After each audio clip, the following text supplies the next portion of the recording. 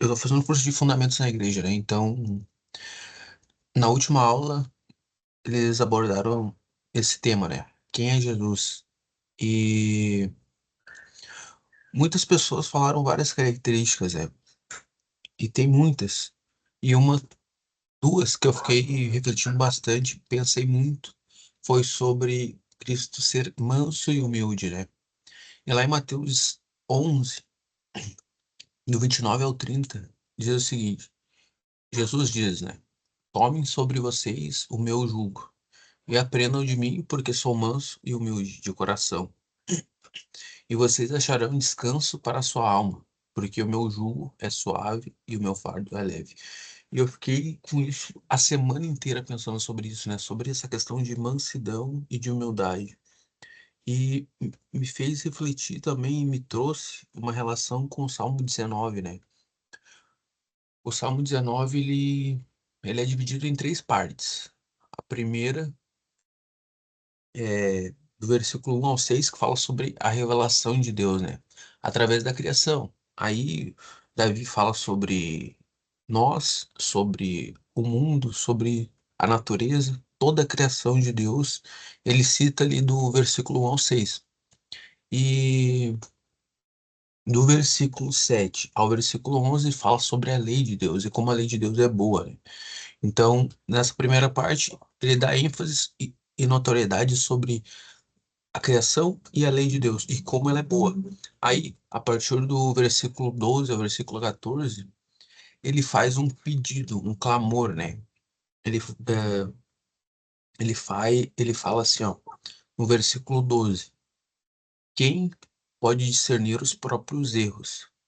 Me absolve do que desconheço. Também guarda o teu servo dos pecados intencionais. Isso aí no versículo 13. E o que ele está falando ali no versículo 12? Ele está falando assim, ó: Deus, me ajuda, porque sozinho eu não consigo compreender, não consigo entender a minha natureza, não consigo compreender aquilo que tem lá no íntimo. Então, me ajude a ter essa compreensão, porque só o Senhor é capaz de me dar clareza, entendimento e compreensão, para que eu compreenda aquilo que tem no meu coração. Então, ele está falando isso. Me ajuda, Senhor, me ajuda, porque eu sozinho não consigo. E aí, ali no final do versículo 12, ele diz assim, né? Me absolve do que desconheço. E o que que isso significa? Ele está falando dos pecados que ele não conhece. E que pecados são esses que ele não conhece? Ah, são todos aqueles pecados que aparecem de forma espontânea que a gente às vezes nem percebe, né? A gente não tem essa percepção, não compreende isso. E é um pecado não deliberado, tu não vive, tu não planeja, é algo não intencional, né? Não tem uma intenção, mas é um pecado que acontece. Por exemplo, Pedro, quando Pedro negou Jesus 3 vezes, ah, foi algo por medo, por temor, ele estava com temor de ser preso, de morrer, então não foi algo planejado, ele não vivia daquele modo, ele não tinha aquilo ali como parte da vida dele, mas foi um pecado que aconteceu porque ele negou Jesus. Então, é desses pecados que Davi está falando. Deus, me livra desse pecado, me livra daquilo que às vezes eu não tenho percepção, mas está acontecendo ou acontece, então me livra disso. E o próprio exemplo, outro exemplo de pecado não intencional, o próprio Davi fala isso no versículo 13, né? Essa é uma versão da Nova Almeida atualizada, porque a Nova Almeida atualizada ela traz de maneira mais específica o, o de maneira mais específica o problema, digamos assim. Na versão internacional, nova versão internacional ali fala de pecados não, de pecados intencionais, né? De forma mais genérica. Na Nova Almeida atualizada e na ACF fala especificamente sobre a soberba. Então, Davi está falando sobre a soberba, né? E a soberba, ah, ela acaba sendo não intencional, mas pode se tornar intencional, né. E ali no versículo 13 ele diz: "Também da soberba guarda o teu servo, que ela não me domine". Então, ele diz, né: "Guarda o teu servo da soberba". E o que que é a soberba, né? Tipo, a soberba é um sentimento de superioridade. Tipo, por exemplo, tu conheceu uma pessoa na rua, ou tu conheceu uma pessoa na igreja, ou em qualquer lugar, tu conheceu uma pessoa. Tu olhou pra ela ali, tu viu ela num grupo de amigos, tu não foi com a cara da pessoa. "Ah, esse cara aí não me desceu". Isso é soberba. Tu não conhece a pessoa e automaticamente tu teve um julgamento dela. Mas é um sentimento que apareceu e foi espontâneo, automático. Pode ser que depois tu vire amigo dela, mas foi um momento de soberba. E é automático, e é um sentimento que acontece. E Davi tá falando isso, né: "Eu me livra daquilo que eu desconheço, que às vezes eu não percebo, mas está acontecendo, então me livra disso, Senhor". E ele fala isso no versículo 13, no versículo 12, pedindo para que Deus guarde ele, que livre, que não permita que aquilo domine ele. Só que, claro, o pecado não intencional, como por exemplo a soberba, tipo, ela é não intencional, não tem intenção, mas acontece. Só que ela pode se tornar algo intencional. E quando isso acontece? Quando, tu decide, tu toma uma decisão: "Pô, eu vou fazer isso e, bah, eu sei que é errado, mas eu vou fazer, eu quero fazer". Então, por exemplo, bah, vi esse cara aí, ah, não fui com a cara dele, vou começar a tratar ele mal, vou começar a agir de má fé com ele, eu vou, sei lá, vou me deixar dominar por aquele sentimento, eu vou dar uma cadeirada nele. Isso aí é intencional.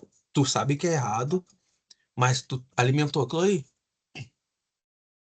E ali no versículo 13, tipo, na nova versão internacional, tipo, ela traz um um pouco de maneira mais ampla, e não fala exatamente sobre a soberba, mas o contexto é o mesmo, né. Então, fala assim, ó: "Guarda o teu servo dos pecados intencionais", ou seja, daqueles que eu tenho intenção. Daí o que que é? Ah, trair a esposa. Pô, tu sabe que é errado, né, mas tu tá lá, tá fazendo. Fazer fofoca. Tu sabe que é errado fazer fofoca, mas tu tá falando do irmão, tá falando de quem não é pra falar. A própria soberba, que eu mencionei, né, é algo que Davi mencionou. Ele sentiu aquilo ali. Pô, mas, ô Deus, não permita com que isso não me domine, porque apareceu, mas eu não quero ser dominado por isso. Ele tá falando isso, né. E um outro exemplo que eu acho muito interessante, que eu fiquei pensando bastante, foi sobre Saul, né. Saul. Lá em 1 Samuel 18 diz o seguinte: "Quando os soldados voltaram para casa, depois que Davi matou o filisteu, as mulheres saíram de todas as cidades de Israel ao encontro do rei Saul, com cânticos e danças, com tamborins, com músicas alegres e instrumentos de 3 cordas. As mulheres dançavam e cantavam: Saul matou milhares e Davi dezenas de milhares". E tipo, aqui continua no versículo 8: "Saul ficou muito irritado com esse refrão e aborrecido disse: Atribuíram a Davi dezenas de milhares, mas a mim apenas milhares". E tipo, o que isso quer dizer? Cara, Saul pegou pilha. Saul foi pilhado pela inveja.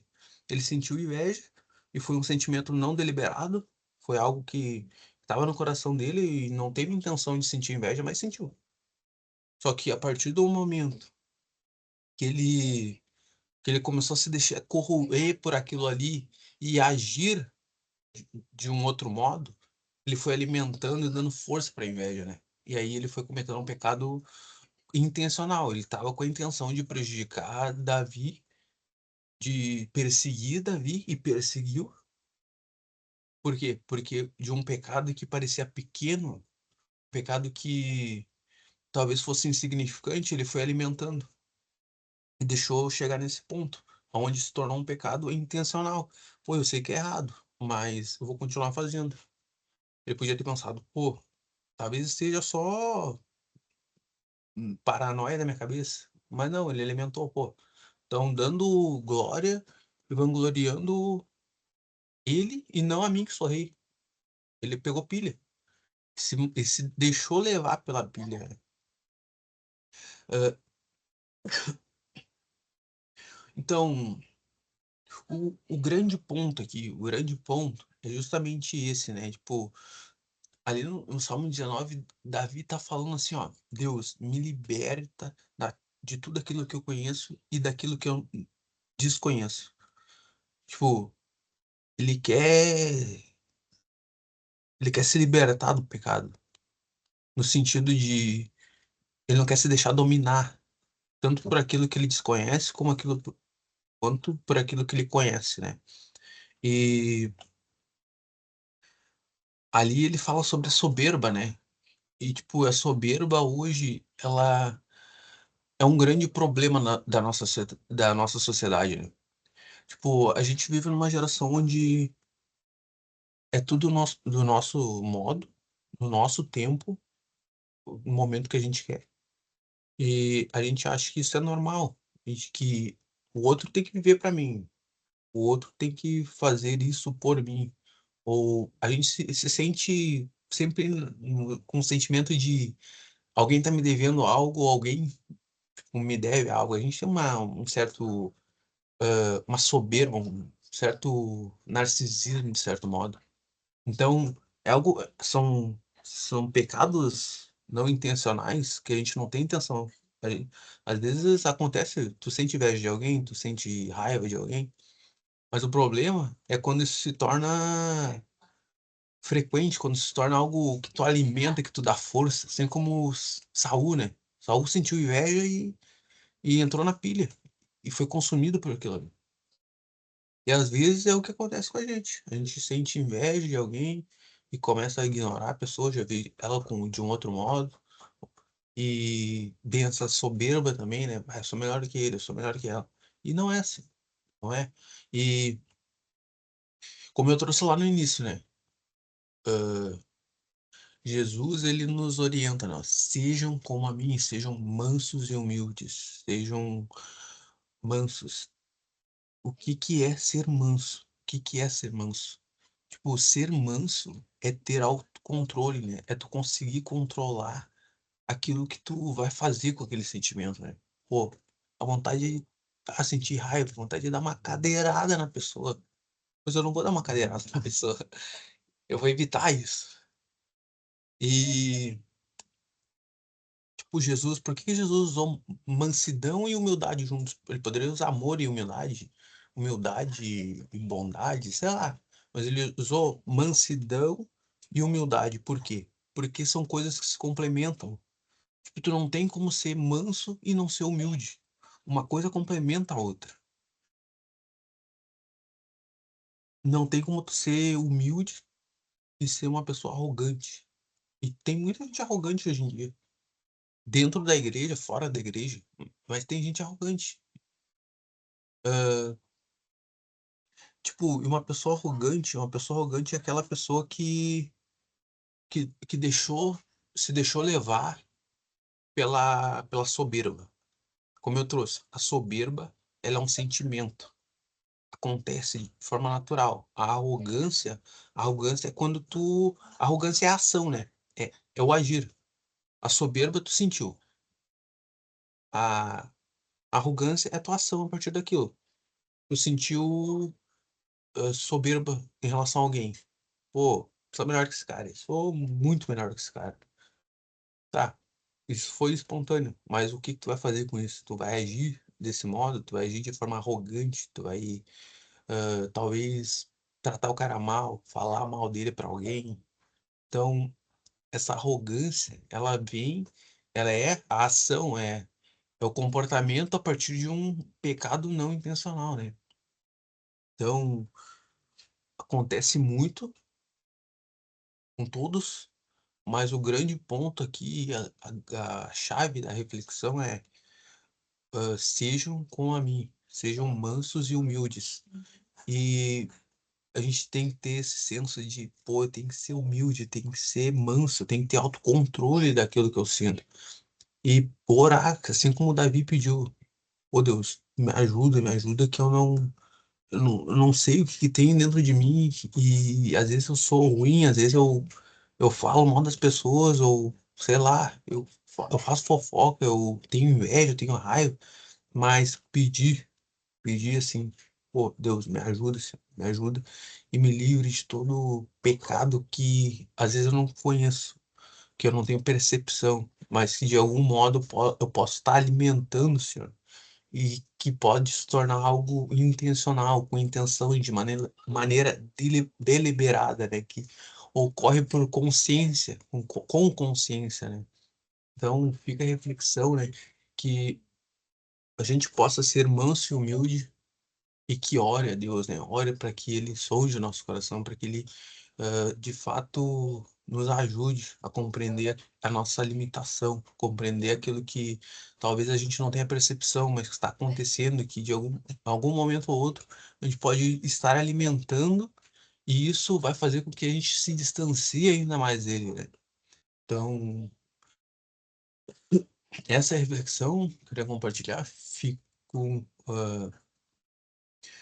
Fico por aqui e até a próxima.